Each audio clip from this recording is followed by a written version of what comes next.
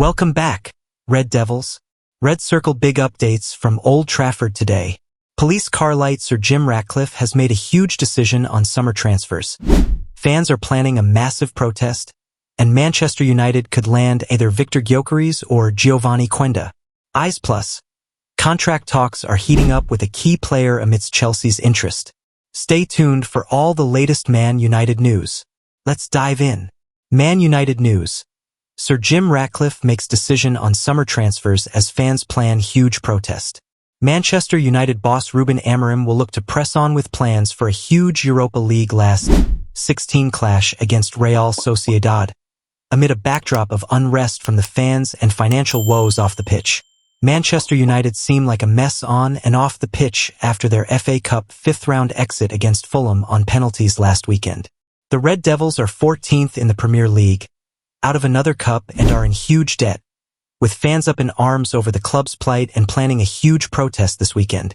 It's hardly the ideal preparation for arguably their biggest game of the season on Thursday night as they travel to Real Sociedad for their Europa League last 16 clash, knowing the success of their campaign rests on the two-legged tie.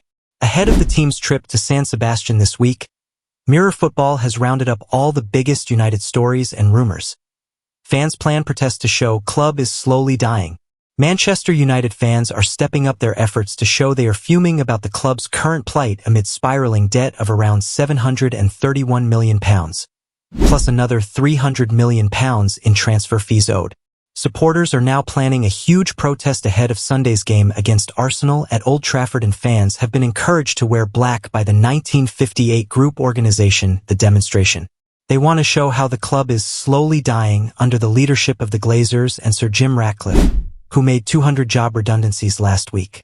He has already implemented a series of sweeping changes around the club to cut costs, including a rise in ticket prices, which now cost £66.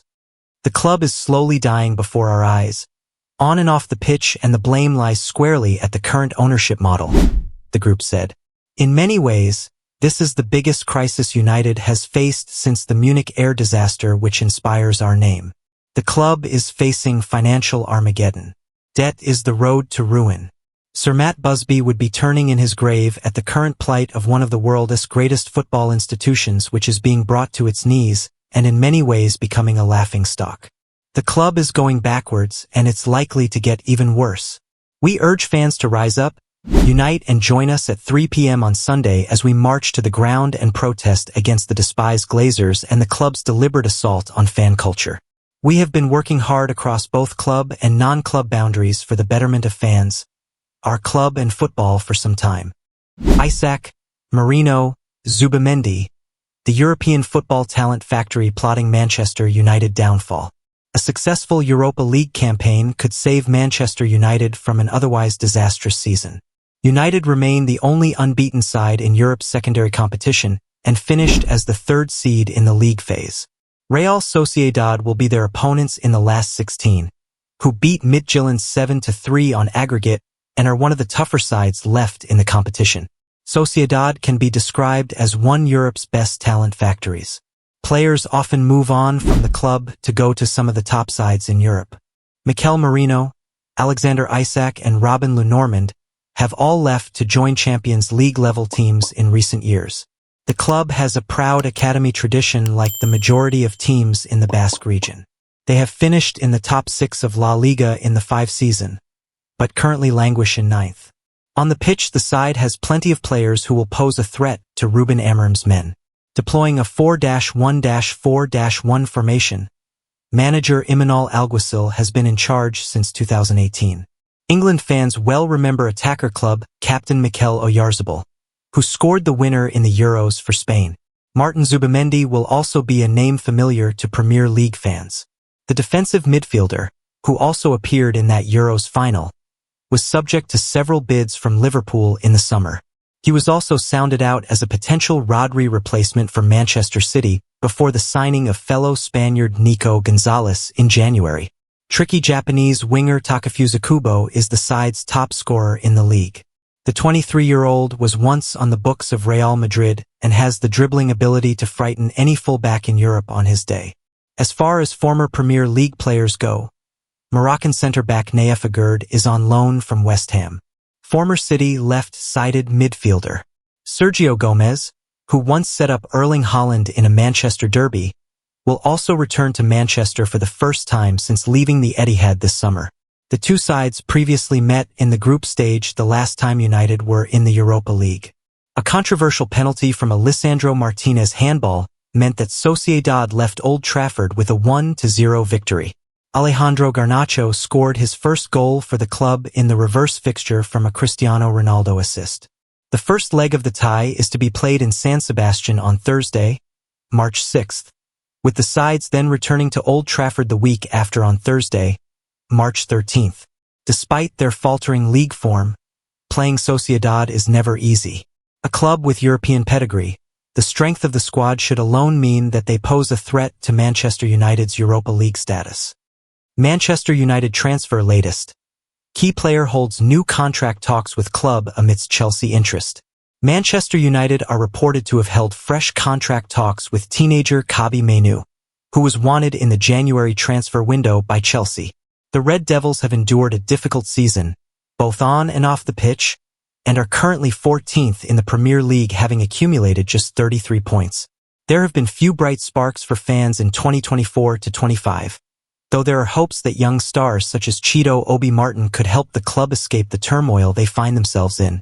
Mainoo is viewed in a similar light, with the midfielder's breakout season in 2023-24 seeing him cement his place as a regular in the starting 11. Amidst reports that Chelsea hold an interest in the 19-year-old signature, the Daily Mail claim that talks regarding a contract extension have taken place, with Mainoo's representatives wanting a pay rise to £180,000 a week plus bonuses. The 19-year-old still has more than 2 years left on his current deal with the Red Devils, though there is an argument that the best time to sell him would be in the upcoming summer in order to avoid him entering the final year of his contract. United are in the midst of a financial crisis, and selling Mainoo would help ease concerns significantly given money raised from selling homegrown players counts as pure profit. The midfielder's reported wage demands are also high for someone of his experience, and giving him such a salary would likely inflate the price of any future contract to beyond £200,000 a week. However, it would be difficult to justify allowing one of the club's most talented players to leave, let alone for a rival like Chelsea, and it would be unfair to sell him before boss Ruben Amorim has had a real chance to see how he fits in his system. Mainoo has been sidelined for more than a month due to a calf injury, and his absence in midfield has been noticeable as he is one of few players able to compete against physical opponents. Amorim has often selected Manuel Ugarte in a double pivot, and the Uruguayan could be a formidable partner for Mainoo out of possession in the coming seasons. It should be noted that while Ugarte is an impressive duelist and though Mainoo excels at keeping the ball under pressure, neither are particularly strong passers of the ball, and that could be an issue against low blocks. Perhaps Amorim would be able to get the most out of the teenager if he was to sign another midfielder that could relieve him of some responsibility on the ball. Man United can sign either one of Viktor Gyokeres or Geovany Quenda in the summer. Fabrizio Romano. Ruben Amorim's two biggest issues at Manchester United currently are the lack of goals up front and the absence of out-and-out wingback profiles in the squad. Rasmus Højlund has not found the back of the net in 18 games now, with his confidence at an all-time low, with the Dane struggling to complete even the basics during games. As for out wide, with Ahmad out for the season and following Patrick Dorgu's red card against Ipswich Town, the head coach had little option but to once again play Diogo Dalot on the left against Fulham. While he did grab the assist for Bruno Fernandes' equalizer, the Portuguese has struggled to affect games in an attacking sense, which wingbacks are expected to do in Amorim's system. Striker wingback needed, which is why a striker and another wingback are likely to be targeted in the summer, with Amorim eyeing two former Sporting protégés, Viktor Gyokeres and Geovany Quenda. The Swedish number 9 has 37 goals this term, more goals than United have managed this Premier League season, and could be available for £55 million once the transfer window opens. As for Quenda, the 17-year-old has 2 goals and 7 assists and has been an ever-present feature of the Lisbon side, and he can play on either flank and further forward if needed, with versatility greatly admired by Amorim. The Portuguese wonderkid is also open to the possibility of linking up with his former boss despite the lack of Champions League football on offer at Old Trafford.